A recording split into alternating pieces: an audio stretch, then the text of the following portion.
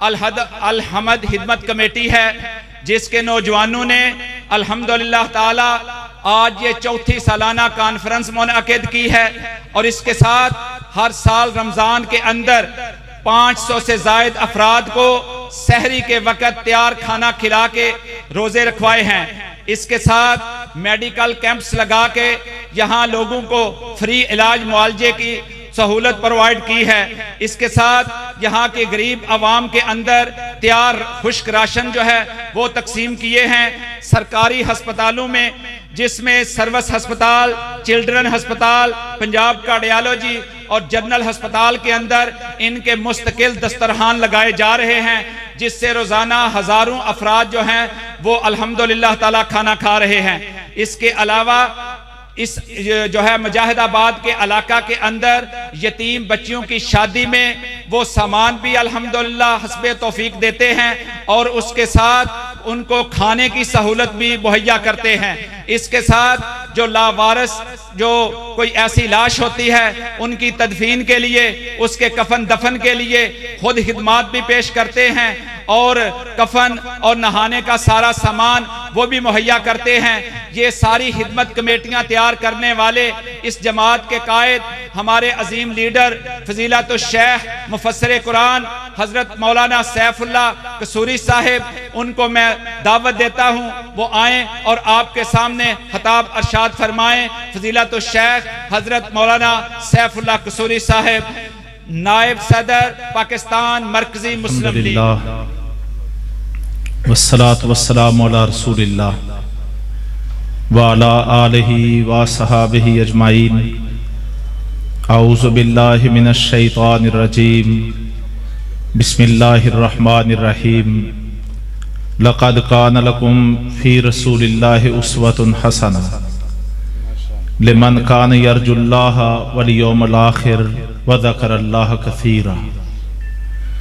मोहतरम भाइयों, साथियों, बुजुर्गों, आज यहाँ सीरत इमाम अंबिया अलैहिस्सलातु वस्सलाम कॉन्फ्रेंस में पहली दफ़ा मुजाहिदाबाद में हाज़िर होने का शर्फ हासिल हुआ है। मैं अलहम्द खिदमत कमेटी और इससे जुड़े हुए तमाम दोस्तों अहबाब के लिए दुआगो हूँ कि अल्लाह तबारक व तआला इस अजीम अमल का कि वो मुआशरे तक रसूल अकरम सल्लल्लाहु अलैहि वसल्लम की सीरत का पैगाम पहुँचा रहे हैं, मैं दुआ गो हूँ कि अल्लाह इनकी दुनिया भी बना दे और आखिरत भी सजा दे। मेरे भाई और अजीम खतीब कारी इस्माइल अतीक हफिज़हुल्लाह ताला ने अपनी गुफ्तगू का इख्तिताम इन अल्फाज पे किया कि पाकिस्तान पे कुरान का निज़ाम चलेगा और नबी करीम सल्लल्लाहु अलैहि वसल्लम की सुन्नत और सीरत का निज़ाम चलेगा। तो मैं उन्हीं की बात को आगे बढ़ाते हुए चंद गुज़ारिशात पेश करूंगा कि पाकिस्तान पर कुरान और नबी करीम सल्लल्लाहु अलैहि वसल्लम की सीरत का निज़ाम कैसे कायम हो सकता है।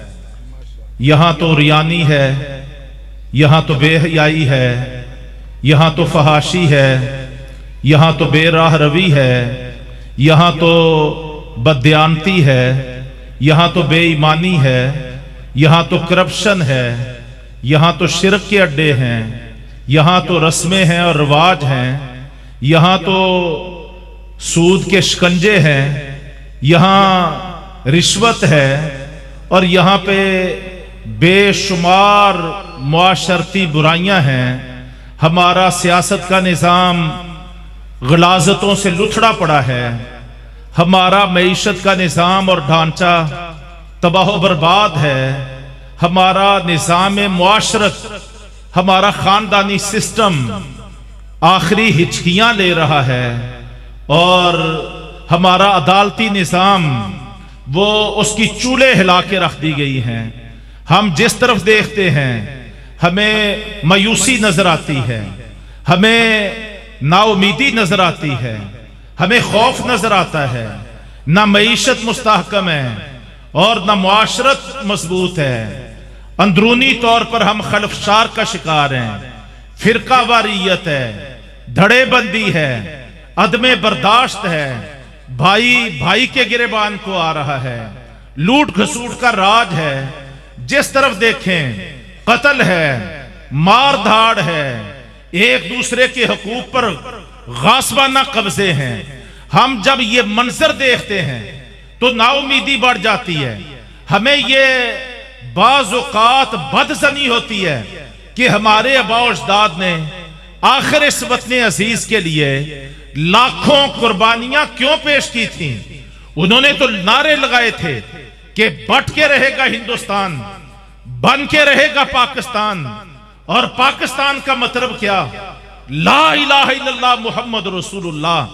तो आज ना ला इलाहा इल्लल्लाह का राज है, ना मुहम्मद रसूलुल्लाह का राज है। उन्होंने तो ये पाकिस्तान कलमे के लिए बनाया था। उन्होंने तो ऐलान किया था पूरे बर्रे सगीर के तूल और अर्ज में कि हमें एक ऐसा खित्ता जमीन चाहिए जहां हम कामल आजादी के साथ अपने रब की इबादत कर सकें। हमें कोई रोक हो ना टोक हो, कोई रुकावट हो ना कोई सरजनश हो, और कोई जबर हो ना कोई जुल्म हो। तो आज यहां पे क्या है? यहां पे तो अमरीकी राज है, यहां पे तो कुफर का जनाब जादू सर चढ़ के बोल रहा है।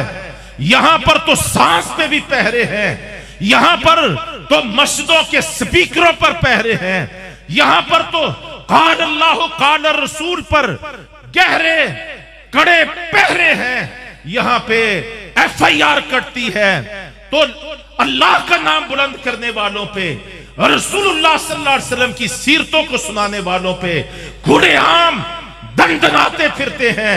वो लोग जो बेहयाई के शाहकार हैं, जिन्होंने मुल्क की चूल्हों को हिला के रख दिया है, जिन्होंने हमारा अमन तबाह कर दिया है, जिन्होंने हमारी आश्ती को जहन्नमसार बना दिया है, जो दहशतगर्दी का मंबा है, जिनके ताने बाने पाकिस्तान के इस्लाम के दुश्मनों से जुड़े हुए हैं, वो लोग आज निजाम भी उनके, सिस्टम भी उनके, कानून भी उनके, ऑर्डर भी उनके, लगामे उनके हाथ में है, बागी उनके हाथ में है।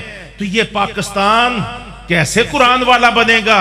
यहां पे सीरते तैयबा का निजाम कैसे कायम होगा? लेकिन मेरे मोहतरम भाइयों, ये मैंने आईने का एक रुख आपके सामने रखा है, एक रुख। अब मैं दूसरी साइड पे आता हूं। हालात ऐसे ही थे, हालात ऐसे ही थे जब मेरे और आपके पैगंबर सल्लल्लाहु अलैहि वसल्लम खत्मे नबूवत का ताज पहन के मक्का मुकरमा में मबूस हुए थे। आज के हालात का और आज से 1450 साल पहले के हालात का, जजीरतुल अरब के हालात, दुनिया के हालात, आप इनका मुताला करेंगे तो आपको 100% मुताबिकत नजर आएगी। ऐसे ही हालात थे, मायूसियां थी, बेबसी थी, और अल्लाह की मखलूक सिस्क रही थी। हर तरफ शिरक जनाब राज कर रहा था। अल्लाह का वो घर बैतुल्लाह, जिसको हजरत इब्राहीम अलैहिस्सलाम और उनसे पहले के अंबिया ने एक अल्लाह की इबादत के लिए बनाया था, वो अल्लाह का घर बैतुल्लाह 360 बुतों से अटा पड़ा था। और उसके मताफ की सूरत हाल ये थी कि मर्द औरतें वो नंगे होके, बेलिबास होके बैतुल्लाह का तवाफ किया करते थे, साई सफा मरवा किया करते थे। यहां तक कुरियानी, फहाशी, अल्लाह की बगावत, उसकी तालीमात से इनहिराफ यहां तक पहुंच गया था। इन हालात में कि जब लोग अपनी अपनी बेटियों को जिंदा दरगोर कर दिया करते थे, जब न घर महफूज थे, न रास्ते महफूज थे, तिजारतें महफूज थी, न जाने महफूज थी, इन हालात में आए थे मेरे और आपके पैगंबर सल्लल्लाहु अलैहि वसल्लम। और इन हालात में नाजिल हुआ था उन पे कुरान, और इन हालात पे कुरान की अमली ताबीर और तफसीर की थी। नबी करीम सल्लल्लाहु अलैहि वसल्लम की सीरत ने, आपकी सुन्नत ने, आपके किरदार ने, आपके उस्वा-ए हसना ने कुरान की अमली ताबीर पेश की थी। पहले 13 साल मक्का में, फिर 10 साल मदीना में। तो मुजाहिदाबाद के साथियों, मेरे भाइयों, मेरे बुजुर्गों, आप देखें 23 साल की नबूवत की जिंदगी में फिर वो क्या कमालात थे, क्या जनाब वो हालात वाक़यात थे, कैसे हालात के धारे बदले थे, कैसे मुआशरे तब्दील हुए थे, कैसे राहज़न राहबर बने थे, कैसे शराब के रसिया वो अल्लाह के पाक सिफात बंदे बने थे, कैसे सूदखोरी की लानत से ये मुआशरे पाक हुए थे, कैसे देखते ही देखते बुत जो है किरची होके गिरे थे, कैसे कोहसारों में, बियाबानों में, जंगलों में, आबादियों में ला इलाहा इल्लल्लाह के नकारे गूंजे थे, अल्लाह की किबरियाई की आवाजें बुलंद हुए थे।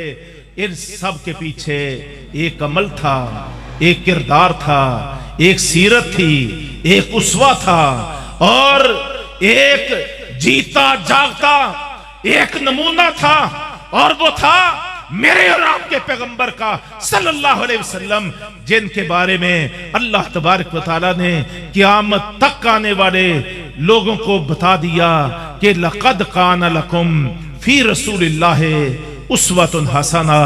ए क़यामत तक आने वाले लोगों, अगर तुम चाहते हो अमन के मुआशरे मिले, आश्ती के मुआशरे मिले, खौफ खत्म हो जाए, दहशत गर्दी खत्म हो जाए, जानो माल इज्जत वकार का तहफ़्फ़ुज़ मिल जाए और मुआशी तौर पर मुस्तहकम हो जाओ, सियासी तौर पे नाकाबिले तस्खीर करार पाओ, एक ही तरीका है, एक ही उसलूब है, एक ही रास्ता है, एक ही ऑप्शन है कि लक़द कान लकुम फी रसूलिल्लाहि उस्वतुन हसना। तुम आज भी 1450 साल बाद तुम एक चीज को, एक तरीके को लाजम पकड़ लो, और वो क्या है कि जिंदगी की हर मोड़ पे, हर कदम पे, हर अमल पे हमने अल्लाह के रसूल के उस्वा-ए हसना को अपनाना है। देखो वो थोड़े थे, कमजोर थे, उनके पांव में पहनने के लिए जूते नहीं थे, ना रोटी थी, ना कपड़ा था, ना मकान था, रहने के लिए कोई मुनासिब बंदोबस्त नहीं था। हमारी तरह के कई मंजिला बंगलों में वो आबाद नहीं थे, हर रोज अब नया लिबास ज़ेब-ए-तन नहीं करते थे, कई हफ्ते, महीने गुजर जाते थे, उनके चूल्हों में जलाने पकाने के लिए कुछ मौजूद नहीं होता था, महीनों के 3 चांद देख लेते थे, सिवाय खजूर के और पानी के तीसरी कोई चीज इस्तेमाल के लिए नहीं होती थी। वो अरब के सहरा, अरब के जनाब रहने वाले थे, उनको बदू भी लोग कहते थे, गंवार भी कहते थे, अनपढ़ भी कहते थे, लेकिन उस्वा-ए मुहम्मदी ने, सीरते तैयबा ने और उस्वा-ए नबवी ने, तालीम नबवी ने, तज़किया किताबो हिकमत ने उनको ऐसा निखार दिया था, ऐसा संवार दिया था कि उन्होंने अपना सब कुछ अपने रब के साथ जोड़ लिया था। वो दुनिया में रहते हुए इस जमीन की आर्जी नेमतों के लिए नहीं जीते थे, वो दुनिया में जीते थे ताकि अल्लाह की अजमत बुलंद हो जाए, उसका दीन गालिब आ जाए, और कल जब क़यामत वाले दिन अल्लाह के सामने पेश हूं तो रब ताला बगैर हिसाब के अपनी जन्नतें अता फरमा दे। ये एक मुआशरा तैयार किया था। वल्लाहि आज इस चीज की जरूरत है। 25 करोड़ पाकिस्तान की आबादी है, तकरीबन 8 अरब इंसानी आबादी है। मुजाहिदाबाद के भाइयों आज तकरीबन 8-8.5 अरब इंसानी आबादी है। कितना बड़ा अल्लाह का फजल है, अगर हम गौर करें कितना बड़ा अल्लाह का करम है। 8 अरब इंसानी आबादी में आज हर चौथा फर्द ला इलाहा इल्लल्लाह मुहम्मद रसूलुल्लाह के कलमे से वाबस्ता है, हर चौथा फर्द। यानी 200 करोड़ इंसानी आबादी वो कलमा तैयबा से वाबस्ता है। 2 अरब इंसान किस कदर आसान है। अगर ये 2 अरब इंसान हकीकत में सही मेयारी मुसलमान बन जाए और दावे करने की बजाय अपने ऊपर सीरते तैयबा उसवाए मोहम्मदी का रंग चढ़ा ले, एक ही तरीका। पाकिस्तान के 25 करोड़ में 24.5 करोड़ ये ला इलाहा इल्लल्लाह मुहम्मद रसूलुल्लाह के कलमे से जुड़े हुए हैं। अगर ये अपने आप को उसवाए मोहम्मदी के रंग में रंग लें तो मुझे बताइए कितने महीने, साल या सदियां लगेंगी पाकिस्तान पर कुरान का रंग कायम करने में। थाने आप 10,000 बना लें, 10 लाख बना लें, कचहरियां बना लें, सुप्रीम कोर्ट के साथ 50 आईनी अदालतें बना लें, पार्लियामेंटें बना लें, सिक्योरिटी के इदारे बना लें और खुफिया एजेंसियां बना लें, 1000 जतन कर लें, जब तक आप अल्लाह के बंदों पे अल्लाह के पैगंबर के उसवाए हसना का रंग गालिब नहीं करेंगे, इनके ज़हर बातन को सीरते तैयबा से हम आहंग नहीं करेंगे, उस वक्त तक मुआशरे इस्लामी कालब में नहीं ढलेंगे। तो एक ही बात मैं कहने आया हूं, एक ही गुजारिश करने आया हूं, एक ही दावत देने आया हूं। सारे दुखों का मुदावा, सारी बीमारियों का इलाज, हमारे सारे मसाइल का हल सिर्फ एक कुरान की आयत के एक जुमले में, एक कलमे में है, लक़द कान लकुम फी रसूलिल्लाहि उस्वतुन हसना। और ये किस मौका की आयत है? ये अहज़ाब के मौका की आयत है, अहज़ाब के मौका की। ये मौका 2 एतबार से इंतहाई दिल दहला देने वाला था। इस मौका पर खौफ भी इंतहा दर्जे का, जिसका तसव्वुर नहीं हो सकता।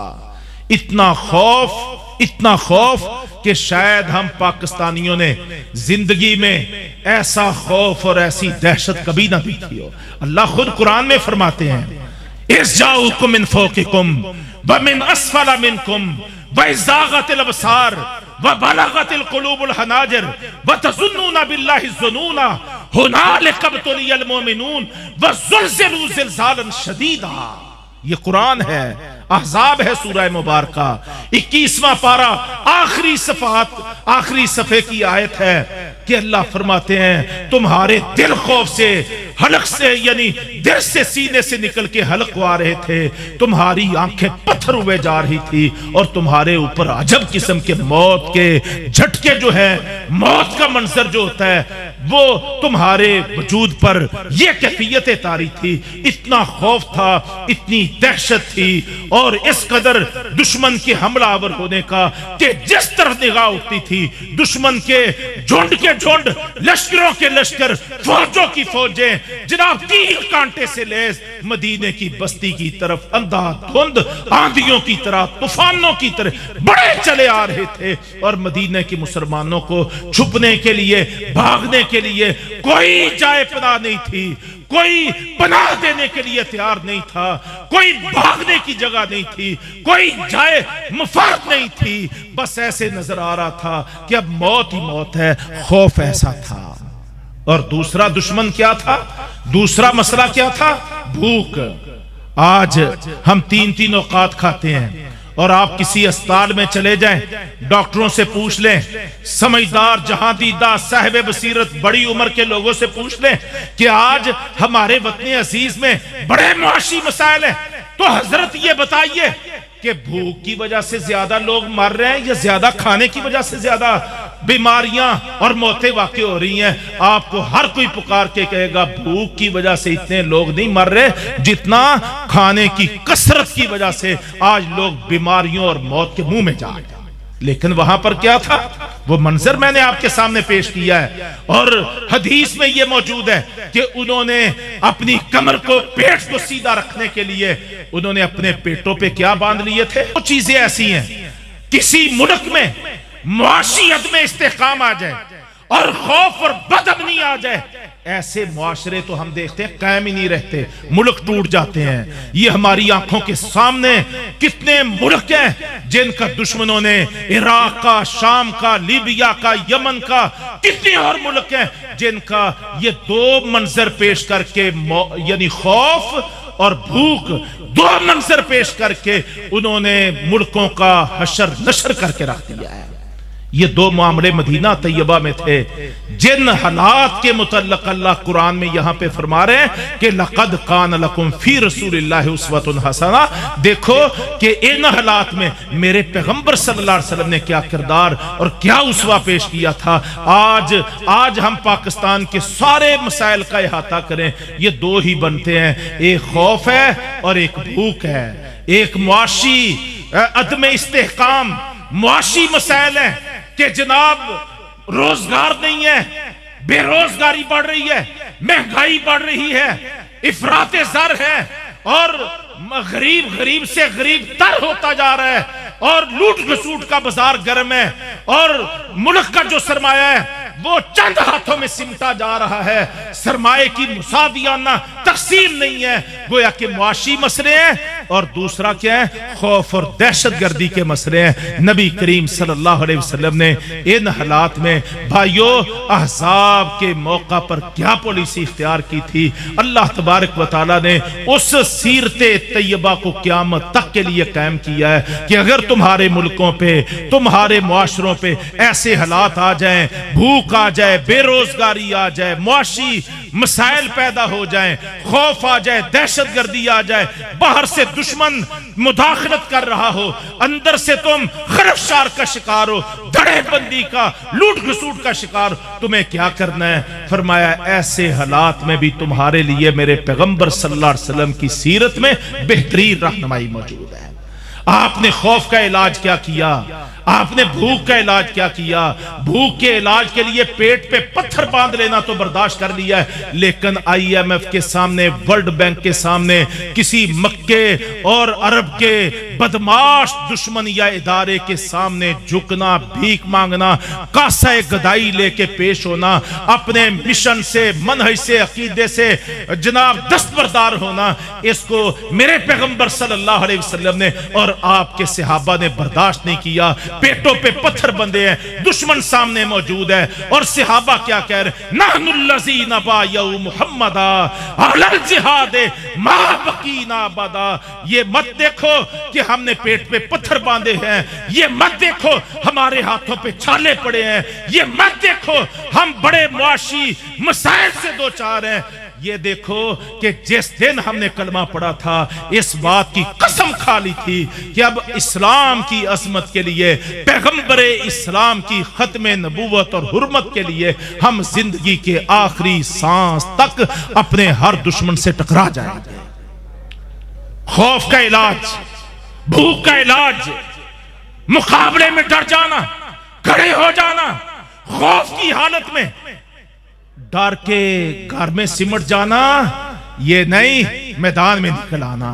सही मुस्लिम में रिवायत है कि यही दिन थे, आधी रात का वक्त था, मदीना मुनव्वरा में गोया के खटका महसूस हुआ कि जैसे दुश्मन ने मदीना पर आधी रात के वक्त अंधेरे को कवर लेते हुए मदीने हमला कर दिया है। मेरे मोहतरम भाइयों, सबसे पहले बेदार होने वाले मेरे और आपके पैगंबर सल्लल्लाहु अलैहि वसल्लम थे। खौफ का इलाज हो रहा है, दुश्मन की दहशत का तोड़ किया जा रहा है, आधी रात का वक्त है, बेदार होते हैं, तलवार साथ ही बिस्तर के साथ पड़ी थी, सीने पे हिमायल करते हैं। अबू तलहा अंसारी का घोड़ा करीब बंधा हुआ था, उसको उसकी रस्सी खोलते हैं और सही मुस्लिम के अल्फाज हैं, अनस बिन मालिक रजी अल्लाह अन्हु बयान करते हैं 58 साल 2 कम 60 साल पैगंबर सल्लल्लाहु अलैहि वसल्लम की उम्र थी।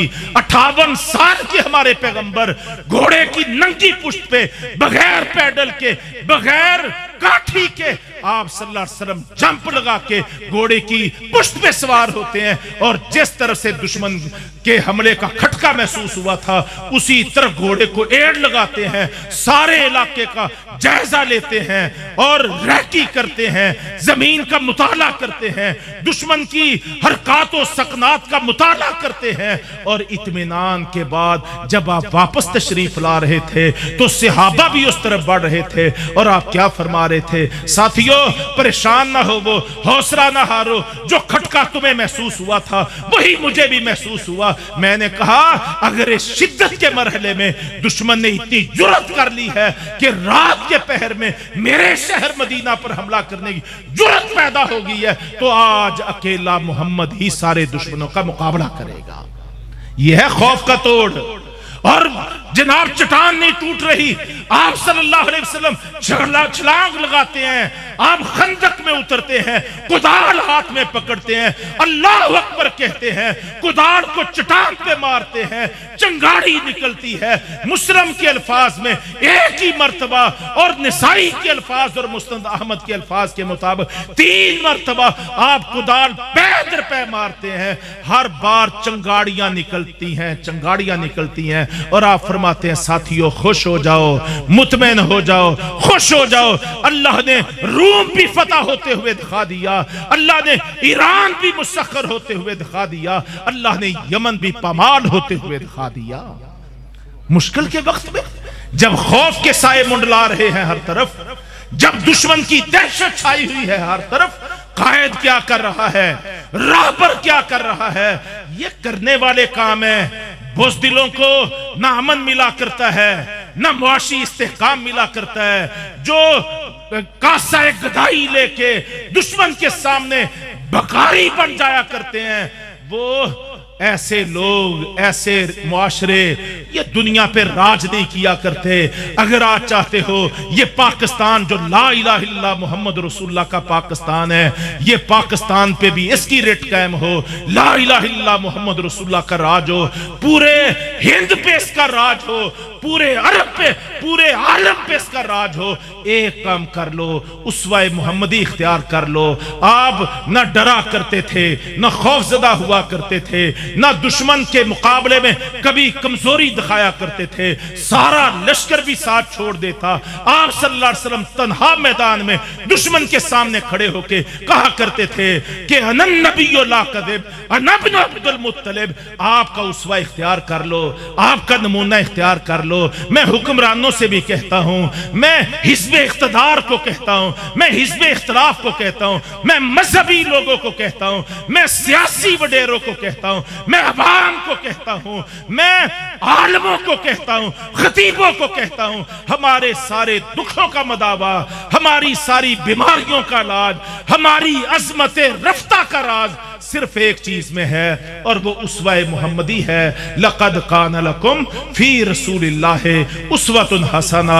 आपने ये ऐ सुनी होगी, बारहा अपने आलमों की जुबानी सुनी होगी, हर एक का अपना अपना अंदाज है, हर आलम को, मुकर्रर को, खतीब को अल्लाह तबारक तआला ने कई नेमतों से नवाजा होता है। मैं ये समझता हूं कि आज पाकिस्तान हो, आलम अरब हो, मसला फ़लस्तीन हो, मसला कश्मीर हो, मुआशी मसला हो, सियासी मसला हो, दिफाई मसला हो, बैनुल मसालिक मसला हो, खत्मे नबूवत का मसला हो, हर मसले का हल और इलाज अगर है तो उसवाए मुहम्मदी को इख्तियार करने में है, उसवा सहाबा को इख्तियार करने में है। नबी करीम सल्लल्लाहु अलैहि वसल्लम का के उसवा का पर ही थे तो सहाबा इकराम थे। आप जिस जिस सहाबी को देखेंगे वो नबी करीम सल्लल्लाहु अलैहि वसल्लम की सीरत का शाहकार आपको नजर आएगा। तो आज हमें क्या चाहिए कि हम अपने अपने फलसफे छोड़ दें, अपनी अपनी सोचें छोड़ दें, अपनी अपनी ये मंतकें छोड़ दें, हम सब कुरान के साथ जुड़ जाएं, कुरान की आयत के साथ जुड़ जाएं, हम नबी की सीरत और सुन्नत और उसवा के साथ जुड़ जाएं। बस ये इलाज है, ये हल है। नबी करीम सल्लल्लाहु अलैहि वसल्लम ने फरमाया था, 2 चीजें तो मैं छोड़ के जा रहा हूं, तुम कभी राह रास्त से नहीं भटकोगे जब तक इन दोनों को मजबूती मजबूती से थामे रखोगे। एक अल्लाह की किताब है और दूसरी मेरी सुन्नत है। मैं अल्लाह रब्बे करीम से दुआ करता हूं कि रब्बे करीम इन पर हमें अमल करने की तौफीक अता फरमाए। रब्बे करीम आज के इस बाबरकत प्रोग्राम को और बरकतों से माला माल फरमाए। ये जो हमारे भाई इस आबादी में, हल्के में, मुजाहिदाबाद में मुतहर्रक हुए हैं, वल्लाह मुझे बड़ी खुशी हुई है। आज का ये मंजर मेरे लिए दिल की बहार भी है और सीने की सकीनत भी है। मैं दुआ करता हूं कि अल्लाह रब्बे करीम आज दावत देने वालों को, मेहनत करने वालों को, इस अजीम शान प्रोग्राम के लिए भाग दौड़ करने वालों को और आप सब तशरीफ लाने वाले भाइयों को, बहनों को और स्टेज पे मौजूद हमारे उलमाए इकराम और खुतबाए इज़ाम को अल्लाह बेहतरीन जज़ा अता फरमाए। आज दुनिया में अगर हम सीरते तैयबा का पैगाम एक एक कान में डालने वाले, एक एक घर तक पहुंचाने वाले बन जाएं, इंशाअल्लाह हालात बदल जाएंगे और मंजर बदल जाएंगे और डिजाइन और जुग्राफिये बदल जाएंगे। ये इस्लाम है, ये कुरान है जो अल्लाह तबारक तआला ने कुल आलम के लिए बनाया है। अगर हम इसका मुजस्सम, अमली मुजस्सम बन के खड़े हो जाएं, इंशाअल्लाह ज्यादा वक्त नहीं गुजरेगा। मशरक में, मगरब में, जनूब में, शुमाल में, सातों बर्रे आज़मों में जहां अल्लाह की मखलूक बसती है, मुसलमान अल्लाह का पैगाम लेके, नबी की सीरत और सुन्नत लेके पहुंचेंगे। इंशाअल्लाह अल्लाह की जमीन पर इस्लाम ही इस्लाम होगा, कुरान ही कुरान होगा। बाकी सब निज़ाम और अदियान बातिल हो चुके हैं, कल अदम हो चुके हैं, मनसूख हो चुके हैं, मुस्तरद हो चुके हैं, किसी की गुंजाइश बाकी नहीं है। ये जो उन्होंने अपने अपने सिस्टम और बातिल निज़ाम कायम किए हुए हैं, वजह क्या है? हमारे दीन में कमजोरी नहीं है, दीन के अलमबरदार अभी ख्वाबे गफलत का शिकार हैं। जिस दिन हम जाग जाएंगे इंशाअल्लाह इस्लाम अल्लाह की जमीन पर राज करने वाला बन जाएगा। अल्लाह तबारक व तआला हमें इसकी तौफीक अता फरमाए। वमा अलैना इल्लल बलाग। अस्सलामु अलैकुम व रहमतुल्लाहि व बरकातुहू।